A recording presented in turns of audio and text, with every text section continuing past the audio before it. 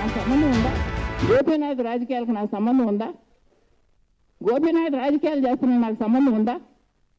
వాళ్ళు పెద్దాళ్ళు, నేను ఎంత అండి?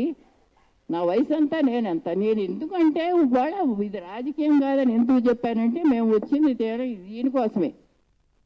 మీకు అర్థమైందండి? ఇప్పుడు ఇంత రాజకీయం చేశాడు గోపీనాథ్, ఏమైనా నేను వచ్చానా? నాకేం తెలుసు వాడు ఏం చేసుకుంటున్నాడు. అట్టాగే వజ్రనాథ్ ఏం చేసుకుంటున్నాడో నాకేం తెలుసమ్మా. వజ్రనాథ్ కూడా తక్కువవాడు కాదు, గోపీనాథ్ వయసాడు.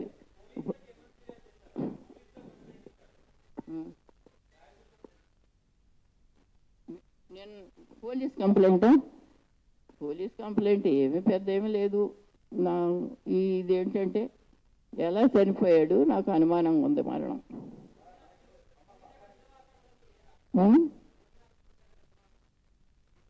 లేదు.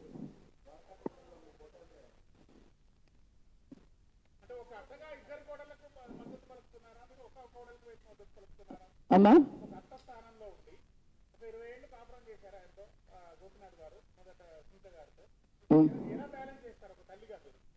అత్తగా ఎక్కడుంది? అక్కడ అత్త స్థానం లేదు. అత్త స్థానం ఎక్కడుంది? గోపీనాథ్ ఇంట్లో నేను ఉన్నానా?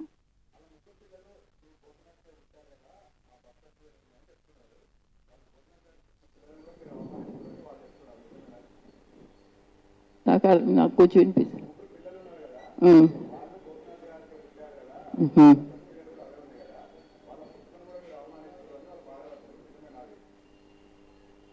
నాకు కొంచెం అర్థం కాల.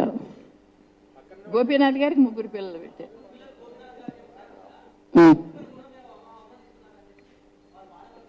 అవమానిస్తున్నారా? నేనేం అవమానించాను? నేను అత్తను కాదు కదా. అత్త అంటే అత్త స్థానం వేరు.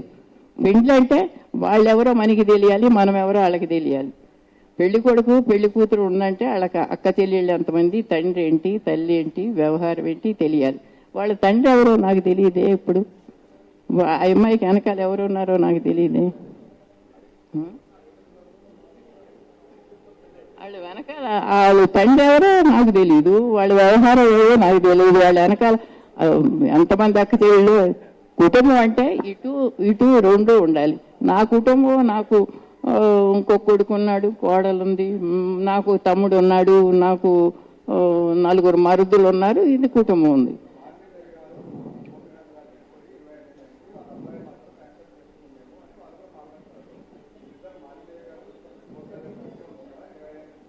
ఇప్పుడు మీకు అర్థమైందా? మీరు అత్త స్థానం అంటున్నారు, అక్కడ స్థానం లేదు నాకు. స్థానం ఉంటే అది ఒక రకం ఉండేది, నేనేదో సరి చేసే కలిగేదాన్ని. స్థానం లేదు.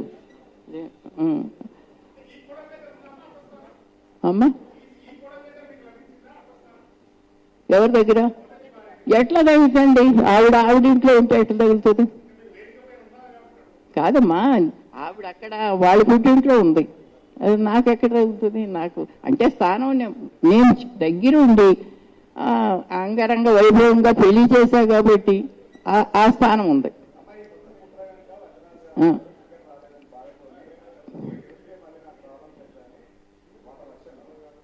కాదు ఇప్పుడు కాదు వైద్యనాథ్ గారు అంటే రాజకీయాలు సంగతి ఎత్తటం అంటే రాజకీయాలకు నాకు సంబంధం ఏమీ లేదు. కాకపోతే నిన్న ఈ మాట అన్నారు కాబట్టి నాకు కొంచెం బాధ అనిపించింది. అందుకే కానీ ఇప్పుడు ఎంత చేసుకున్నాడు, ఎప్పుడు నేనేనాడు గోపీనాథ్కి ఎంటర్ అవ్వలేదు, వైద్యనాథ్కి ఎంటర్. వాళ్ళు 60 సంవత్సరాలు నిండిన వాళ్ళు, వాళ్ళల్లో నేనేం ఎంటర్ అవుతున్నానా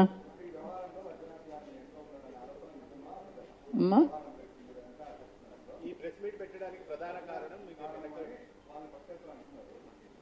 ఏంటి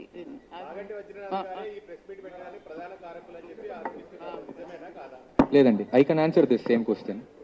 అదండి, ఇప్పుడు అందరికి నమస్కారం. ఇక్కడ మెయిన్ ఇష్యూ ఎందుకు వచ్చానంటే, మేమందరం ఇక్కడ ఎందుకు వచ్చామంటే లైక్ నా పేరు లీగల్ ఎయిర్ సర్టిఫికెట్ లో ఇంక్లూడ్ అవ్వలేదు. దే ఆర్ క్లెయిమింగ్ నేను లీగల్ ఎయిర్ని కాదు ఎవరినో అని. ఆ రోజు ఎంఆర్ఓ ఆఫీస్ బయట కూడా మీరు లలితారెడ్డి మాట్లాడి చూశారు. 2 పాయింట్లు అన్నారు. ఈ తారక్ ఎవరో కొసరాజన్ పేరు ఉంది, ఎక్కడో చెన్నైలో ఉంటాడు, యుఎస్ లో ఉంటాడు. అవి పాయింట్స్. తర్వాత 2వ పాయింట్ వచ్చి ప్రూఫ్స్ ఏం లేదు, ఏం సబ్మిట్ చేయలేదని.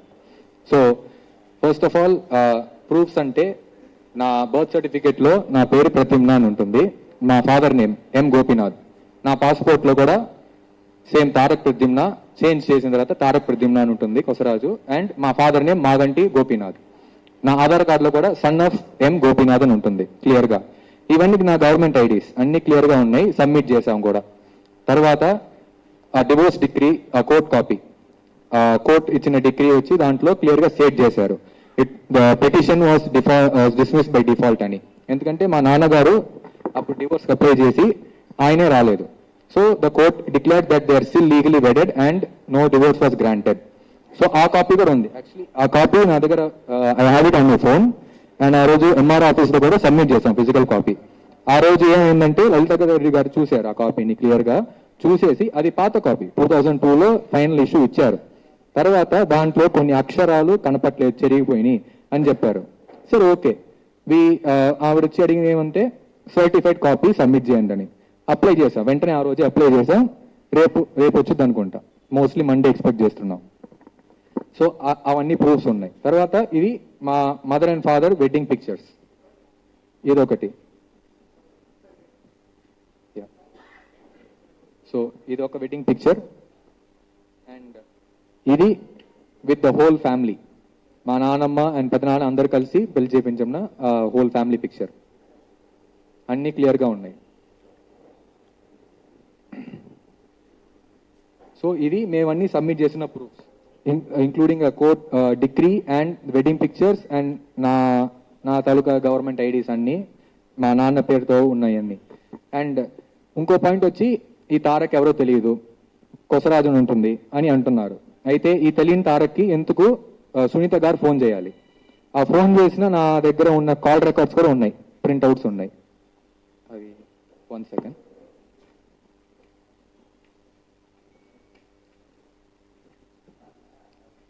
ఇక్కడ చూడండి, ఇది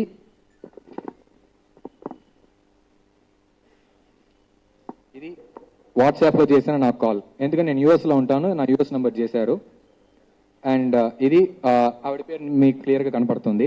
నాకు చేసిన ఫస్ట్ కాల్ June 6th, ఎప్పుడు మా నాన్న అస్వస్థ గురైనప్పుడు నాకు చేసి ఇన్ఫార్మ్ చేశారు. అలాగే ఫర్దర్ కాన్వర్జేషన్స్, అది ఆ ఒక్క రోజుతో మాత్రం ఆపల. మీరు చూడొచ్చు కాన్వర్జేషన్ కంటిన్యూ అవుతూనే ఉంటుంది. ఎందుకు అయితే ఈ తెలియని తారకి ఎందుకు సునీత మాగంటి ఫోన్ చేయాలి, ఫోన్ చేసి ఎందుకు నాతో మాట్లాడాలి తెలియదు అంటున్నారు ఇప్పుడు. అలాగే కంటిన్యూ అవుతుంది.